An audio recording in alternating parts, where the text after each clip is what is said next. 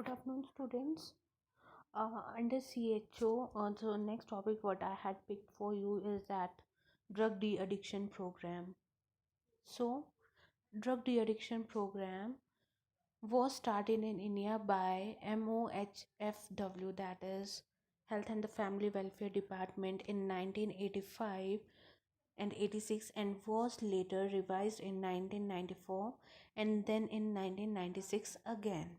The program started as a scheme with funding from central government and implementation by the state. So funding is done by the central government and implemented by the state government of the India. The strategies under the program needs coordination between the various department and the ministry. So to complete the strategies or whatsoever point are enrolled within the program, there is the requirement of collaboration or coordination between various departments and ministries. So aims and objectives are to create the awareness about ill effects of the alcoholism and substance abuse to the individual, that the community people come to know about the effects of alcoholism, what are the side effects of alcoholism, what are the substances, and what are the impact of these substances on the individual. Next is to develop the culture specific models for prevention of addiction and treatment and rehabilitation of addiction. So what happened means those are culturally acceptable. India is something about the culture. Maximum of the time there are so many communities with the culture, with the religion. So that thing that is culturally and religiously acceptable in the society, we have to make the model accordingly, so that there should be decreased intake of the substances or alcohol, or there should be prevention of addiction to these substances, for the treatment of the substances, and even for those who got treated, now they need the rehabilitation thing from the addiction. Next is to evolve and provide a complete range of community based services for identification, motivation, detoxification, and counseling, aftercare, and rehabilitation of users. So it is what ki we have to do the community ways, मतलब community focus services, जहाँ पे we can find out the person with the addiction, we can motivate them not to do such things, be effective in the life, how to get detoxified, mean how to get rid of the impact of the alcoholism or other substances, provided with the counselings at the community level and the rehabilitation at the community level even. Next is increase community participation and the public cooperation for reduction in the demand of substances having potential for abuse. So there is what we have to involve the community people while we are providing services related to the de-addiction program, like uh, uh, community people, those who are good motivator, good leaders, panchayat level leaders, or those who are youth, all are to be involved from the community to implement the de-addiction program at the community level. The activities are divided in two arms under the de-addiction program, and these are supply reduction and demand reduction. So what is in a supply reduction? It is focuses on reducing the availability of illicit drugs within the country. So what is, they have to focus that there should be reduced, or there should be less supply of the substances, and substances include what? Alcohol, opium, then cannabis, then cocaine, then it's come to the hashish, then it's come to the inhalants, then it come to the hallucinogens, then it come to the LCD. All these are the drugs means that come in the substances, and we have to focus that their availability should be reduced, or they should be illicit from the country. Next is Ministry of the Home Affairs, where Department of Revenues act as nodal agencies. So the Ministry of Home Affairs and Department is the nodal agency in the de-addiction program. Next is demand reduction. We had to reduce the demand of the substance. Supply is something, अगर supply आ रही है, but if the demand in the market of the substance reduce down, mean there is no supply, there will be a breakage of a chain between the supply and selling. To reduce the selling of the substances or alcohol, there is need to reduce the demand. And for reducing the demand, how we can reduce the demand? It include counseling, motivation, speaking, treatment, rehabilitation, and include the awareness of the generation, counseling, treatment, and rehabilitation of the user and addicts. That's what I said. And there here, the nodal ministry is Ministry of Health and Family Welfare, and it is responsible for providing treatment services to the addicts. So supply reduction में जो हमारी ministry involve है, that is the home affair with the home affairs, and जो हमारी demand को reduce करती है, that is health and the family welfare. Okay, so these two are the nodal agencies for the supply reduction and the demand reduction. Next is the addiction center in India. So, National Drug Dependence Treatment Center, that is NDDTC, has been established under AIMS New Delhi. So, AIMS New Delhi, All India Institute of Medical Sciences New Delhi, they has been established NDDTC, that is the treatment center where those who are with the addiction to any substance, either alcohol, marijuana, hashish, cannabis, cocaine, anything they are addicted to, they are get into the center, they are provided with the treatment, they get detoxified, and rehabilitation is provided in AIMS Delhi NDDTC. Next is the addiction center in PGI Chandigarh and Nimhans has been upgraded to the 30 bed facility. So the addiction center in PGI Chandigarh and in Nimhans, that is in a Bangalore, National Institute of Mental Health Sciences, Health and Neurosciences. So they had increased their facilities to 30 beds now for the de-addictions, and now it is more. Or as I visited there are approx 40 beds, and there is the complete detoxification of the patient. They are provided with the recreational activities, and they had the schedule for the exercises, schedule to get them to engage in the activities to divert their mind. And within that there is ICU events if there is any complication that can hamper the physical health of the person. So ICUs are attached to the de-addiction center in Nimhans. I'm talking about Nimhans only. Next is also the de-addiction centers have been established in Dr. Ram Mohan Lohia Hospital, that is in Delhi. Next is Sucheta Kriplani Hospital, New Delhi, and the Jawaharlal Nehru Institute of Postgraduate Medical Institute, JIPMER, that is in Belur, Pondicherry. Next is de-addiction centers in India. So we'll talk the number of there are various centers in the India. They are providing de-addiction services like NDTC, that is formulated or established by AIMS Delhi, is a center for de-addiction and rehabilitation services to the users. Research along with training and capacity building for the doctors to treat substance use disorder. Means AIMS is a tertiary hospital where the research work and the training is always ongoing to make the doctor efficient and effective over the substance use disorders. Next is the funds are also being provided for the setting up of de-addiction center across the country and to the NGOs for de-addiction services and rehabilitation. So government used to provide fund to the NGOs and the other de-addiction center to uh, means to enhance their services so that they can able to render all those services. Next is mental health and de-addiction clinic, Panjrapol, Godhra, Panchmahals, Gujarat. So another one center is in Gujarat. Next is even there are other de-addiction center for that is in Nimhans. Next in PGI Chandigarh, there is MDM hospital, MDM de-addiction center, Nasha Mukti Kendra in Rajasthan.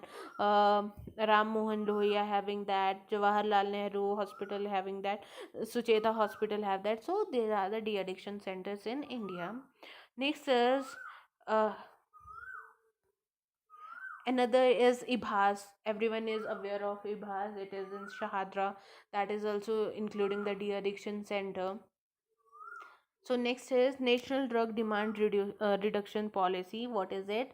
Under the Ministry of the Social Justice and Empowerment, National Drug Demand Reduction Policy has been proposed in March 2013 with the objectives to create awareness about the ill effect of the substances, mean what are the side effects and what are the bad impacts of the substances, to make the population, to make the people aware of that. Next is provide a range of community based awareness. So what it is, they have to provide the community with the awareness by the health education, by the pamphlets, by the like Lukkar Natak, by conducting the counseling, TV programs, conferences. So they all things are being included in that. Next is strengthen the human resource development. So strengthen the human resource development includes what? The human resources has to be developed for the delivering of those services. Next is facilitate the research, capacity building and documentation, active efforts to avoid the stigma and discrimination against the users. Next is prevention and the promotion of the mental health services. So there are mental health helpline numbers, that is toll free number has been set up to provide the information about the availability of the services at the public health facilities. Example, in 2011, Delhi Chief Minister inaugurated the Vandrewala Foundation's mental health helpline. The foundation started in mental health initiative India, providing free help and support to the people suffering from mental distress of any form through its professional run 24 by 7 helpline in Mumbai, and these are the numbers. Next is suicide prevention program, and for that providing services for 24 hours on all 7 days in the week to provide the support through telephonic counseling to prevent the attempt of suicides and reattempts in survivors. Next is life skills program. So school based counseling services will be provided through the school teacher by training them by modular trainings. Next is screening, management, and referrals. So here are some. Next is assessment of family. So study the risk factors. So what we have to do, firstly we have to assess the family, and assessment of the family include lot of the factor. First is risk factor for the mental disorder related to the family condition. There are certain mental illness, there are certain addiction of the substances is just because of the family history. If someone is addicted in the family, for example if the father is alcoholic, there are 50% of the chances that the child with the parents, alcoholic parents, they can get alcoholic in their later stages of life. So it is the result of the researchers in India that agar if the family member or the parents are alcoholic or substance abuser, there are 50% more chances of those children to get addicted to the substances in their later stages of life. So what is first is that. Second is what, if there is any kind of a family conflicts, mean family is there is like disintegration in the family, conflicts are going on, so that you put the pressure or stress over the child, and that help that even make him to go to the bad company or get involved in the substances. Third thing is what, there is divorced parent or single parenting is there, that is also the reason. Fourth point is what, working parents. Working parents, if they are not able to take care of their teenagers, or not able to provide that much of a concern, that much of a time to their teenage group people, to their teenage children, they are more prone, or they are more get uh, exhibited toward the inhalation, or toward the exposed toward the substances. So that we have to assess the complete family history, working history of the family members, relation between the parents, relation between the parent and the child, then the working status of the parents, all these things to be considered while we are doing the assessment of the family. Next is the assessment of the community. So we have to assess the community even for the substance abuse or other any kind of a mental illness. Assess and delineate them to address the modifiable ones and refer the patient to the higher level. So when we are assessing in the community, it include the local leaders, asha workers, anganwadi workers, because these are the people who are always surrounded or be means within the community. They are aware of the community people. So it from doing the community assessment will come to know ki which person is suffering with which kind of a mental illness. Are we able to console them or to treat them at the community level? So we will do that. If we are not, then we will use the referral system and we will refer them to the secondary or to the tertiary levels, mean higher levels, where the mental health services are adequate enough to treat them. So that's what the community assessment is. Even over the religion, there are religions that okay, if we talk about Hindus, there is a religion of Shivratri, that to have a bhang, that is the hashish part, ठीक है.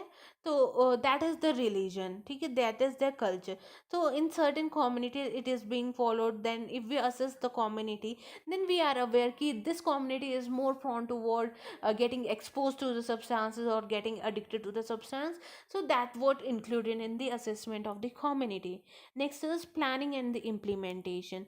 So we have to plan accordingly, and then we have to implement that plan to provide effective mental health services or to provide substance de-addiction services even. So what here it is written: plan and implement the various preventive and the promotive events for the community, like counseling, meditation and yoga.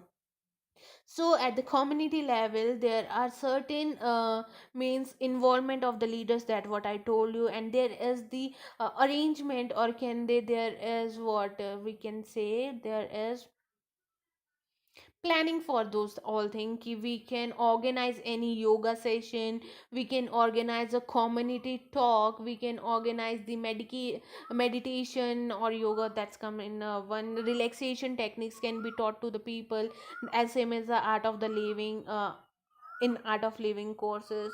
Next we can do the lukarnatar, we can provide the health education, that what student nurses used to do when they go to the community, or we can counsel them. So that's what we have to plan according to the community assessment, key what the aspect we are getting from that community and what are the important aspect to keep eye on. Then we will plan accordingly, and then we implement our plan to provide services regarding that aspect of the mental health.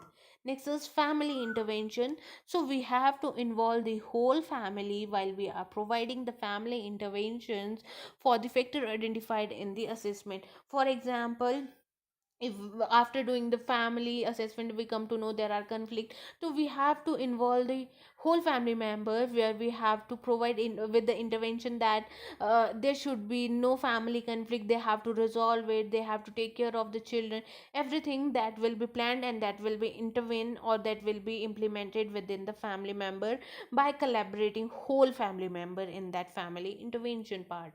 Next is community intervention. After assessment, what we are getting, we have to plan and we have to implement. So plan community intervention for the factor identified in assessment.